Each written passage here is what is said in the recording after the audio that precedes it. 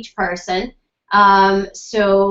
Again, my apologies if you hadn't heard. So what I'm going to do in the next half hour is that I'm going to talk about activating your power, about what it really means to be in authentic power, or how to really harness that.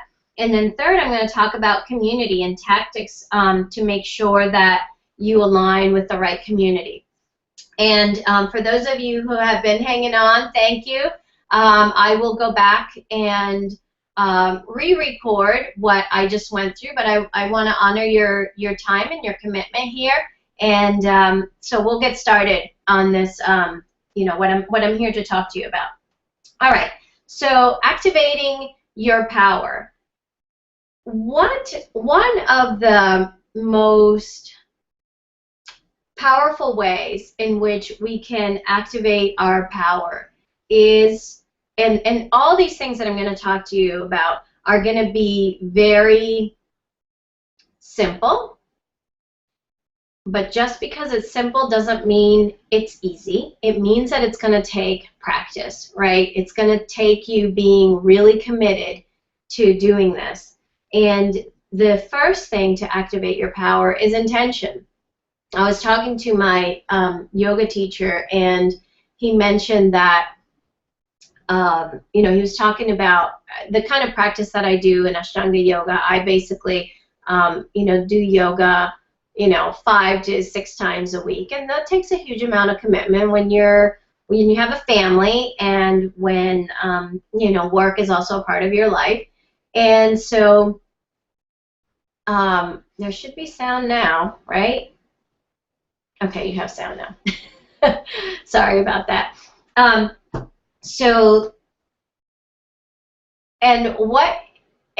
What gets in the way of this? So my intention is to connect with my body and to connect to my higher self through yoga. And in this intention, things happen where my mind gets in the way, and my mind gets in the way, and I don't follow through with that intention, right? So you'll have moments like that in your life. And when you don't follow through in your life, then you start feeling kind of crappy about where you're at, and your disalignment, if that's a word, with your intention and what you're really trying to create in the planet. And what we were talking about was that creating a very strong mind, or really fostering a strong mind, becomes the most important thing to do. And you have a strong intention, you have a strong mind, and with those two, once you kind of get the combination of those two aligned, then you're able to really follow through and really materialize and create what you're here to do. So earlier I was talking about how many of us who have been in on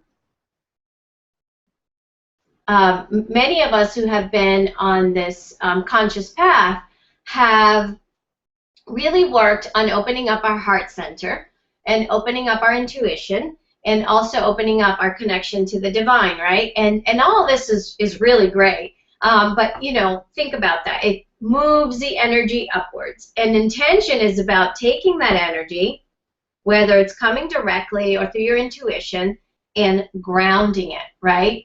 And this is what, the cornerstone of what I'm here to do in this planet is, one, to bring soul back into your life and to bring soul back into business, and to help people ground all that soul, right? I mean, it's awesome to be connected to the ethers and, kind of hang out and meditate and, have fun with all that. But to really be able to live that, and to really be able to project that and disseminate the beautiful soul that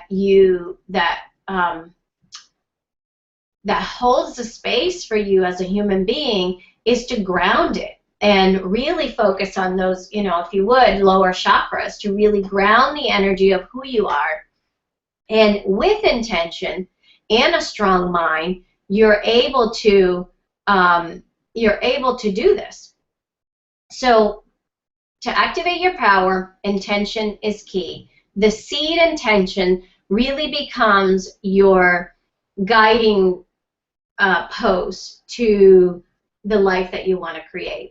If you don't have intention, it's very challenging to be able to thrive in life.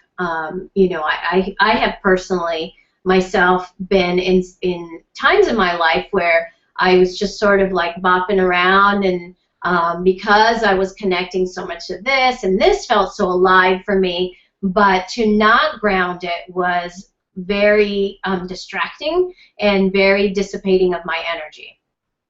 And, you know, I've worked with clients who have also been on this conscious path and have done a lot of work on connecting, but are now in a place, and I think we're all collectively in a place where it's time for us to ground this. And intention plants the seed of how it all moves into the world. I want to go back just a second, just to take a quick break and mention, because I had a lot of questions about the archives of the videos, and they're each going to be up for 1 week. So this one will be up until the end of next Monday, and the same goes for sorry, I just want to look at the chat room here, and the same goes for the each of the other ones that we have. So they'll be up each for a week. All right, so the second thing to activating your power is to really start a spiritual practice. Many of you may have a spiritual practice. Many of you may have sprinklings of spiritual practice, but I am going to ask you that for the next 3 months, to really activate your power, focus on 1, maybe 2 spiritual practices. Something that in this moment, especially if you're listening to this live, especially in this moment, if 2 things kind of come up of, you know, these are my 2 that really work, especially as Asha's talking about really grounding and materializing my soul and my energy. Think of the 2 right now that you're really like connecting to. And I would say stick to that for the next 3 months and see how by intention and focusing you will be able to shift the energy into more alignment with, you know, for your life.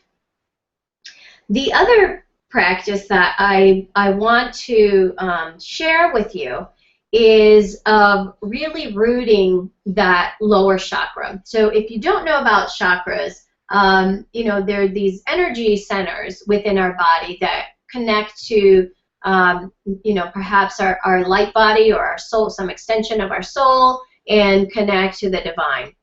And each of the centers, each of the areas of our body have a certain vibration or a certain purpose, almost as if they're parts of they're parts of ourself that hold a certain purpose.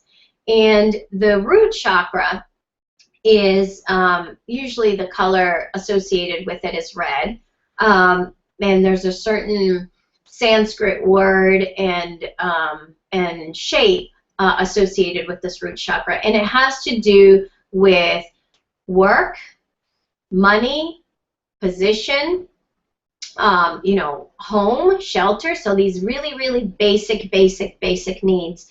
And I mean, I would say that 80% of the people, especially people who are in any kind of spiritual path, are have a pretty weak lower chakra, unfortunately.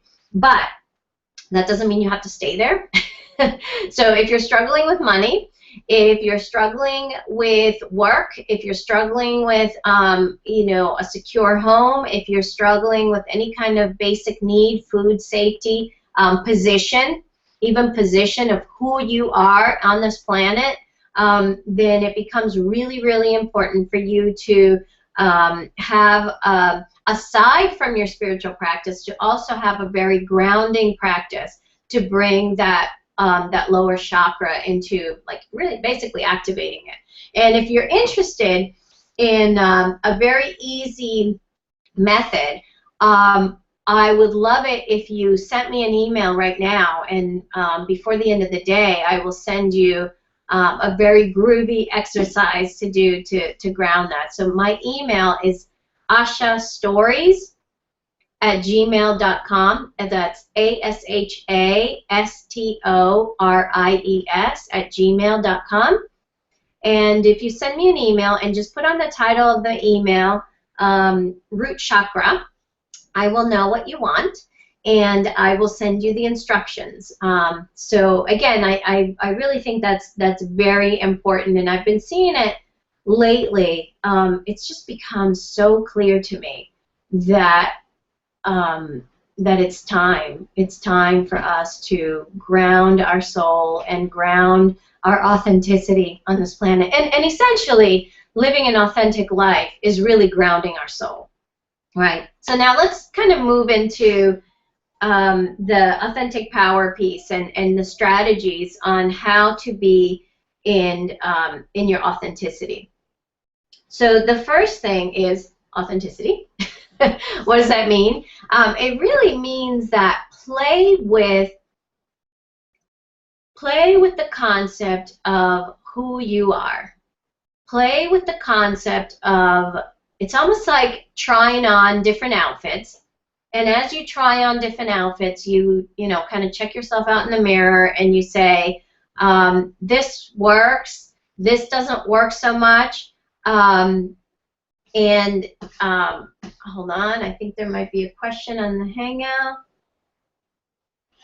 Okay. Oh, there's a somebody saying that if you're having trouble viewing, to refresh. So I'm just going to type that in. So, all right. All right. So anyway, so where were we? Okay. So trying on different outfits. So try on different outfits and see, you know, check yourself out in the mirror, kind of see, does this fit me? Does this not fit me? Well, first it's like, does it look good on me, right? Is this kind of settling in right? Is it the right color? Is it the right texture? Is it the right personality for who I am? And do I need to, is it almost there? And if it's almost there, what else do I need to do to kind of make it more me? And so the only way for you to know what your authentic self is to practice, to kind of go out there, begin to test it out on your friends, begin to have honest conversations about you know, who you are, who you think you are, and you know, put yourself out there a little bit more. And in alignment with that is the tune into your truth. Now, this may seem like a no-brainer, like, of course, I tune into my truth all the time. Well, you know what happens is, I think sometimes we take on society's points of views, we take on our families' perspectives. Sometimes we, you know, if you believe in reincarnation, sometimes it can mean that we're playing out old karmas. And for very sensitive people, it can mean that you're picking up on other people's energies. And when you pick up on other people's energies, that line of what's mine and what's theirs begins to be, or is very blurry, and it's really hard to tell what's mine. So just even asking that question of what's mine and what's somebody else's. I have a daughter who is very, very sensitive and, you know, almost, I mean, I don't know, almost psychic, I guess.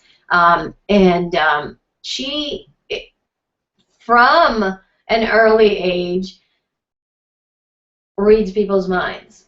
And talk about confusing, right? Like, if you know what people are thinking, if you know what people are feeling, it's and you know, and this is kind of how your experience has been your whole life. It's really hard to be able to separate one from, like, yourself from their thoughts, right? Because you have your thoughts, but if you've always grown up with just having other people's thoughts come into your brain, then that can be a very confusing thing.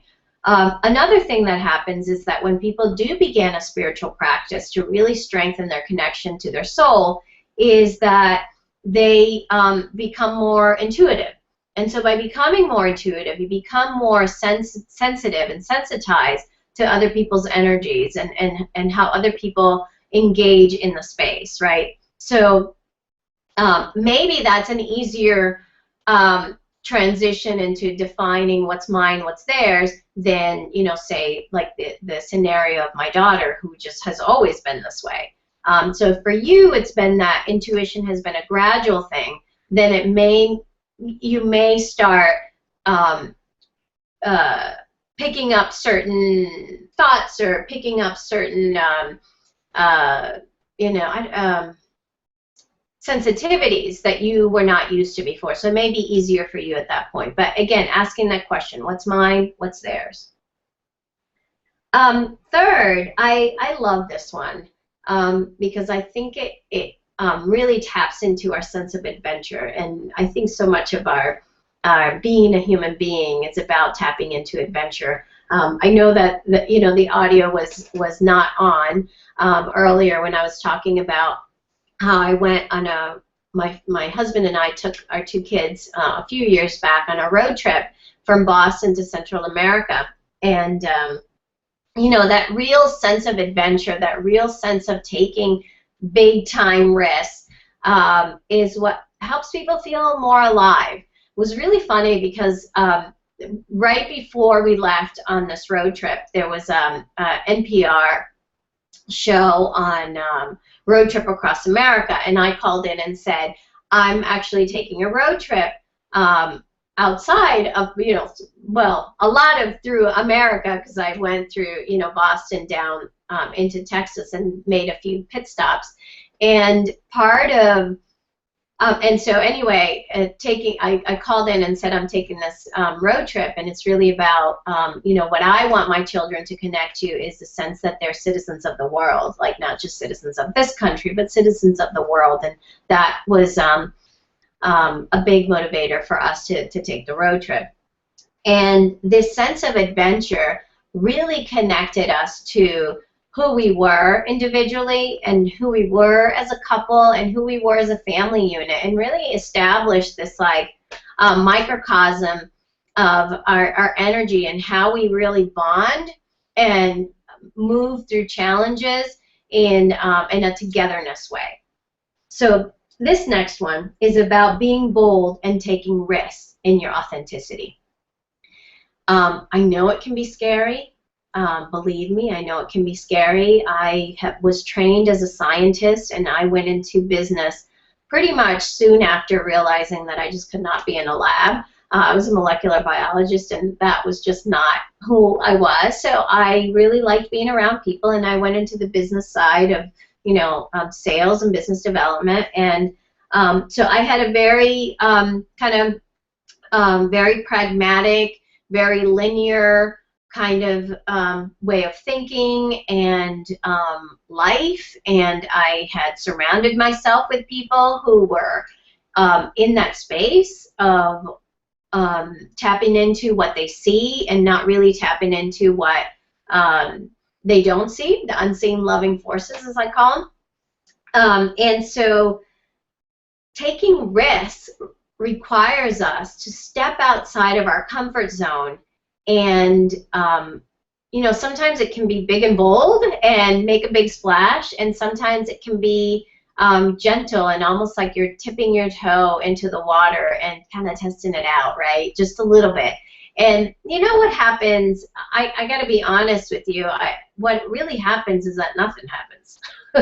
I mean, most people, I guess some people may freak out on you, and I mean, that's okay. It's okay to allow certain people to freak out on you. When you change, we have to give space for other people to also adapt to the change. so that they can change if that's required, or they can leave, or really stay committed in the relationship or the friendship. And when I say nothing happens, I mean nothing really bad happens by you being bold and taking risks in your own authenticity. But what does end up happening for you is that you become empowered. Like, you empower yourself when you step outside your comfort zone and you show yourself that you are more of who you are, and that you can express it and voice it and really ground it. When you take those risks, you show yourself that you are way more expansive than you give yourself credit for. So that I invite you to do. I invite you to do that today. I mean, the day has just begun.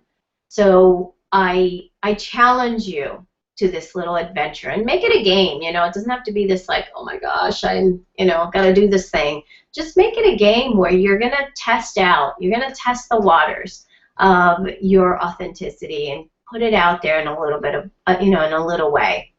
I don't know if you guys are familiar with, Instagram as a photo social media tool. But I really love this. I really love it. So if you're on Instagram, come and follow me, Asha Ramakrishna.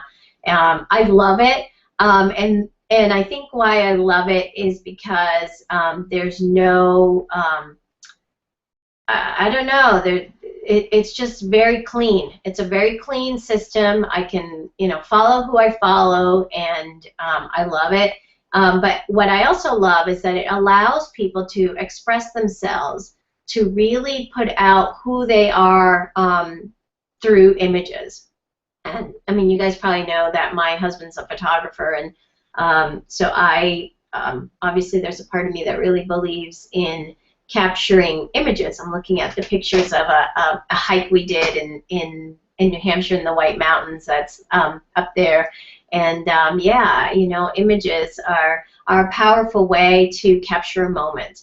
But they're also a powerful way to capture who you are, and to get to express that on a continuous basis and see that it's not a big deal if you do something that's a little wacky. Like for me, it was, sharing the Andara healing crystals, or healing rocks, which if you go to YouTube and you subscribe, or you go to my YouTube channel, Asha Ramakrishna, there's a theme here. My name, that if you go there, if you look for Erica Rock and Andara's, you'll see this interview that I did, and that was so outside my comfort zone. But what ended up happening, I mean, I really followed my intuition with that, and what ended up happening was that I, felt empowered by it, and I felt like, it's not a big deal. Like, I didn't have all these people unsubscribe from my list or anything like that, and in fact I probably had more people become curious as to the work that I do, and wanting to get to know me and wanting to work with me actually too. So be bold and take risks. Okay, but what's going to happen when you do that, which this is kind of important here, is that when you take these risks, a lot of fears and anxieties are going to surface. I mean, that's the reality of it. There's so much work that we could be doing together about fears and anxieties. I can tell you that fears and anxieties rule a lot of people's lives, myself included in the past. And when you make the commitment to not live that way, when you make the commitment to tap into your soul, align with your soul, and ground your soul to this body, this existence, this life that you're leading right now, when that becomes your guiding, and when you really set intentions, as we talked about earlier, from that place, the fears and anxieties begin to quiet. Okay, they begin to quiet, but you have to be committed to it, and you have to be committed to allowing them to surface and allowing them to pass by, and allowing them to not be the center point of who you are, allowing them to not be to not belong to you. Now you can experience them. You can, I'm not a big proponent of denying things. In fact, I'm the opposite. I am all about acceptance. I am all about tuning into the whole of who you are, both the light side and the shadow side. And fears and anxieties are that shadow side, and they have very, very important information to share with you. And I think that if you guys are interested, I'd be happy to share more about that. I'm actually going to make a note to myself. I'll go through some exercises on dealing with fears and anxieties and how to not allow them to rule your life. Leave a comment on the chat if you would. Even after the video is posted, I'll still be able to see the chat and the chat questions, and just leave a comment and tell me that, yeah, this is something that you really want help with, and I'll go over that on the last call on Friday at 3 p.m. Eastern Time. And the last little bit, in the last few minutes that we have, and we're probably going to go over by a few minutes if it's okay with you, the last part, this whole summit has been, the two themes have been authenticity and community. And why I focused in on that, if you saw the videos, you know that this phrase that I've been using is, in order to have what you want, you have to know who you are. And knowing who you are is the beginning intention, right? The next intention after that is exercising and expressing and being bold in who you are. And as you ground that who you are-ness, you attract the things that you want to create from this place of ease, flow, and grace, and total presence. Meaning that you're not circumventing challenges, you're not denying or ignoring the shadow parts of yourself. In fact, if you do that, you're doomed. No, if you do that, you really create a life that is not authentic. You create an illusion. That's really what, from my experience, if you deny all aspects of who you are, you really are creating an illusion. And I don't want you to create an illusion. I want you to create something really authentic and something really vibrant and something very you into this planet. And in order to do that, you have to begin to express who you are. But what ends up happening is that we become so wrapped up in the people around us. And we become so wrapped up in pleasing people, or it can go from the level of wanting to please people to the level of wanting to make sure that people aren't upset with you, right? So there's a sort of like caring for others and not really focusing, directing the energy outwards instead of focusing the energy inward. And when you focus the energy inward, what ends up happening, again, in order to have what you want, you have to know who you are. And the more that you ground who you are, the more that you begin to attract people in your life who are going to support that. And, for me, community is huge. I don't know of anybody who prospers and thrives for a long time in a void.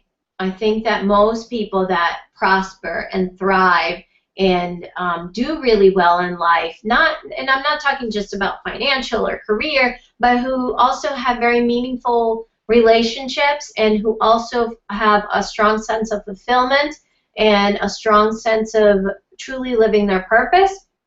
They have good communities. They have people that they can rely on, and I think that any of you And you can probably say that, yeah, it's true. Especially, I think we notice this in times of trouble, right? But it doesn't have to be just when we're having a hard time. It can also be when we are trying to do well, and or trying to do more and trying to thrive. And community is very important. And as I said, we're going to be going over a little bit, and if you have to head out, no worries, but this will be up for a week. So in terms of grounding the right kind of community for you, the first exercise, which is very simple, but does require for you to stay present and keep reminding yourself to do it, is to be around people who make you feel good. Now, it sounds very like, well, duh, of course I want to be around people who make me feel good, but you'd be surprised. You'd be surprised the number of times that you or people that you know choose to be around people that aren't supporting them and make them feel yucky and make you feel like, you know, kind of like, I don't know, like a little like shell. And that's, you're not going to be able to ground your soul into this life if you're feeling really small. And sometimes people say, well, I don't have a choice, you know, I have to go to this place to work. And what I would say to that, I mean, partly, of course I understand that. I understand that point of view.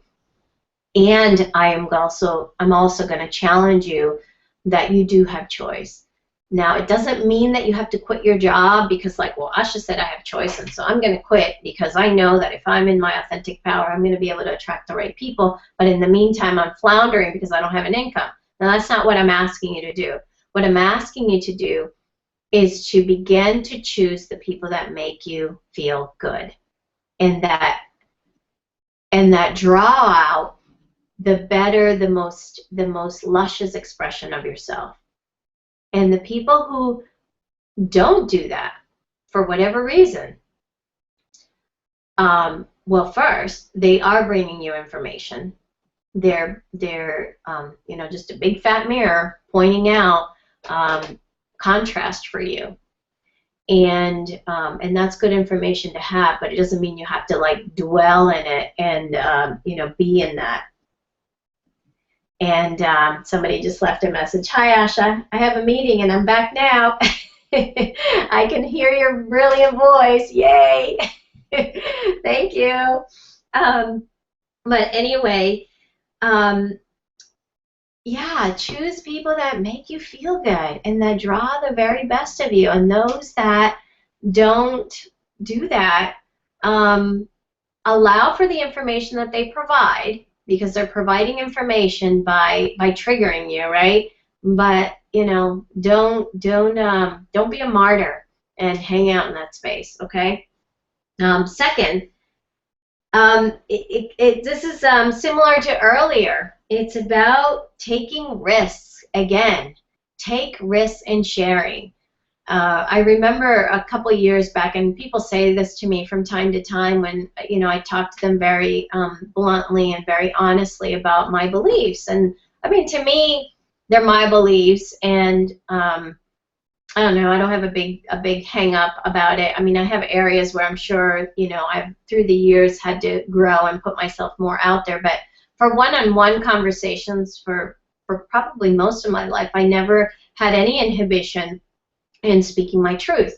I think in larger settings, up until, you know, pretty recently, I was not as open about some of my more woo-woo things. Now it's like, you know, this is part of my authenticity, is sharing my sharing who I am with, you know, my out there stuff and my super grounded stuff. Like, that is all me, like both sides of that, you know, that whole equation. But for you, begin to take risks in one-on-one conversations and sharing. And maybe there's a group that you belong to or that you go to on a regular basis, and you notice that you've been holding back a little bit on, you know, sharing who you really are. Well, take a risk. Take a risk in the setting. Or maybe there's a friend who you get together again from time to time, and you're holding back from yourself because you're probably like afraid that, you know, she or he is going to think that there's something wrong with you, or, you know, you're going to get some judgment back from them. And again, going back to what I said earlier of when you take risks in your authentic power, you nothing really happens. The only thing that happens is that you become stronger. You become stronger for speaking your truth. And the same thing's going to happen as you begin to share in community, whether it's one person or whether it's a group of people, begin to share more of who you are. So third is part of why people shy away from you know, taking these kinds of risks is that they've had a disappointment in the past, right? Whether you can remember the disappointment or not, it's probably there. And again, if you believe in reincarnation, perhaps it's a karma that you have that you're kind of living out this like disappointed, people aren't going to be there for me karma. And yeah, we're all disappointed. I mean, people screw up. People hurt us. We hurt people. People, you know, betray us. People do things that are not very nice, and sometimes they do it because they're not aware. It's like, you know, what Christ said, forgive them for they not know what they're doing. Sometimes people don't know what they're doing, but we take it so personally, and by all means, I get it. I mean, being hurt is a very real thing. I'm not asking you to not feel hurt. What I am asking is that you not ground that hurt and that pain and make it into almost a blueprint in your life, right? If you like attach on the blueprint of disappointment, and by attaching that blueprint to yourself of disappointment, you are feeding your fears and anxieties. And you know, I don't want you to do that, right? And I want you to feel. I want you to feel and sense the honesty of the sensation of disappointment and the sensation of not being honored. And in spite of that, I'm still asking you to take risks. Take risks with people and allow yourself to bounce back from disappointment. You have to. I mean, well, you don't have to. It's all a choice. You don't have to. Yet, if you go back to the beginning of what I said, in order to activate your power, you have to have very clear seed intentions.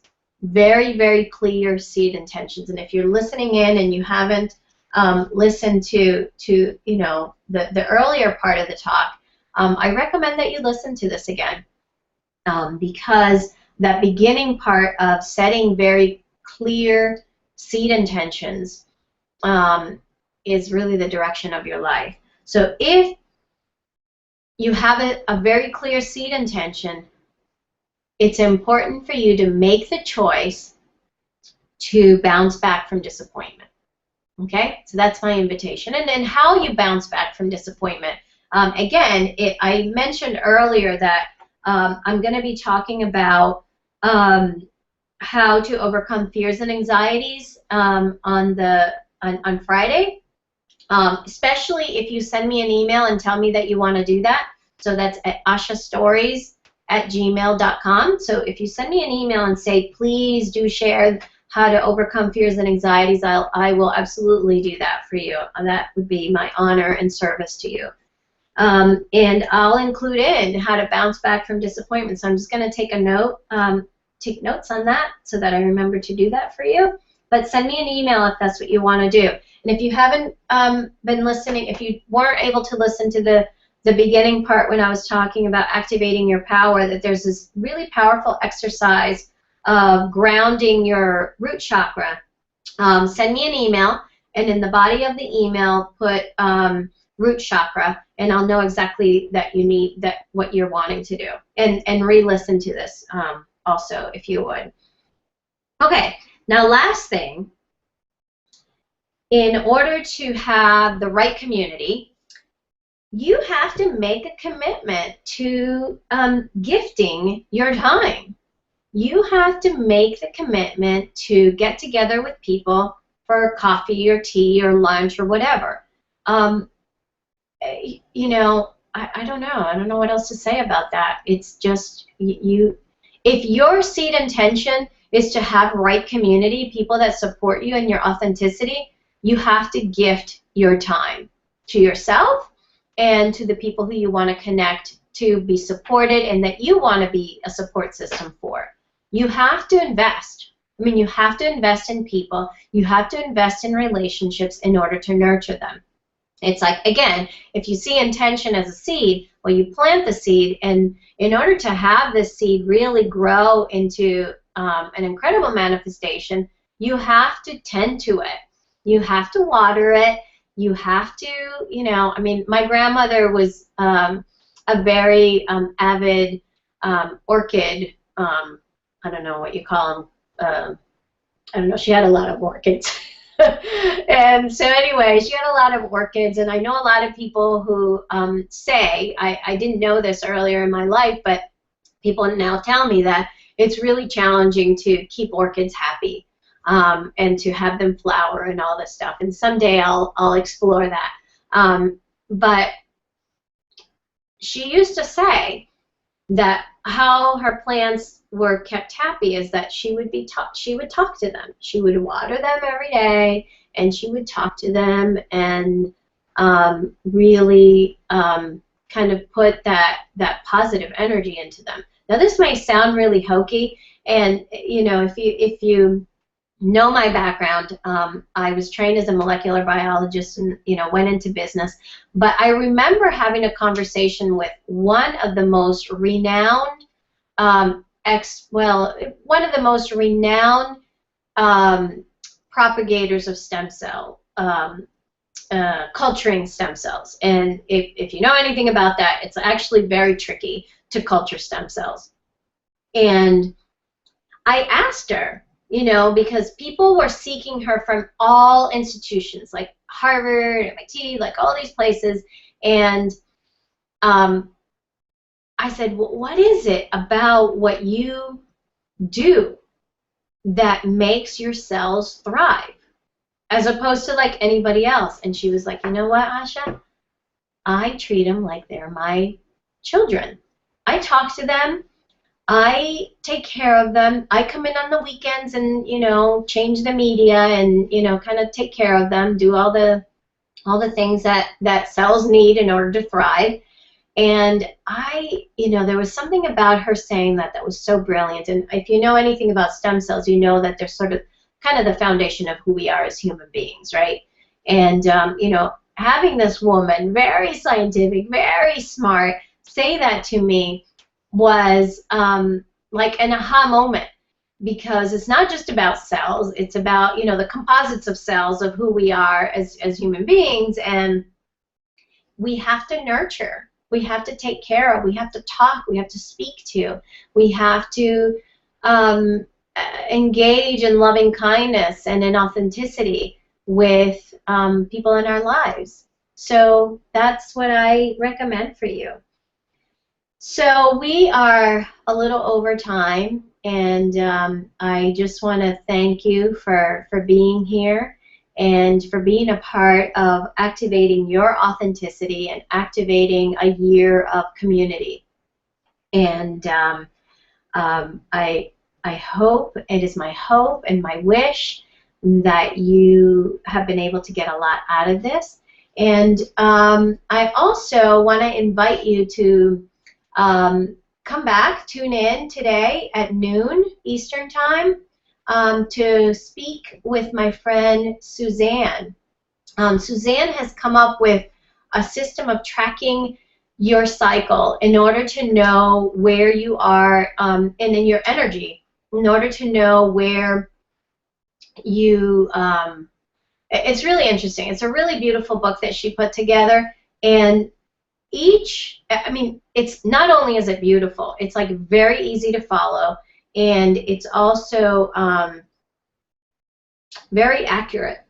and I just started working with it, and just, I mean, I'm pretty, I'm pretty in tune with my body. I'm pretty in tune with my cycle and in relationship to the moon.